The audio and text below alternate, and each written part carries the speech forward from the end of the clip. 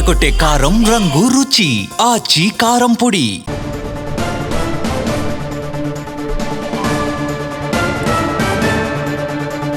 పాలేరు నియోజకవర్గ నూతన సర్పంచ్లకు మంత్రి పొంగులేటి సత్కారం చేశారు.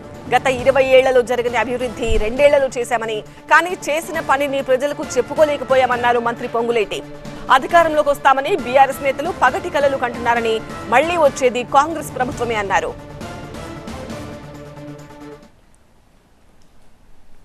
ఈ పార్టీకి పిల్లర్లా ఉన్న మీరు చేసిన పనిని చెప్పుకోవటంలో వెనక పడ్డామన్నది నిజం. ఇచ్చిన మాట ప్రకారం సంక్షేమ కార్యక్రమాలు చేస్తున్నామో ప్రతి కార్యక్రమాన్ని ప్రతి గుమ్మానికి తీసుకెళ్లాల్సిన బాధ్యత మీదే.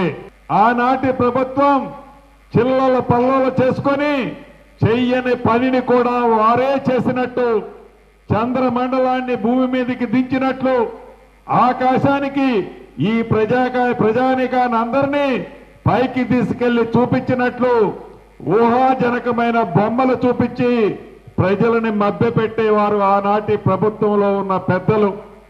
ఈ ప్రభుత్వం చేసిన పనిని ప్రజానికానికి, గ్రామీణ ప్రాంతానికి, ప్రతి వాడకి, ప్రతి గ్రామానికి కూడా చేర్చాల్సిన బాధ్యత, తెలియజేయాల్సిన బాధ్యత మీ అందరి మీద ఉందని, కొద్ది తేడాతో ఓడిపోయిన నా కుటుంబ సభ్యుని కూడా మీ ఇంటి పెద్ద కొడుకుగా ప్రతి వ్యక్తిని కంటికి రెప్పలా కాపాడుకునే బాధ్యత నాదే.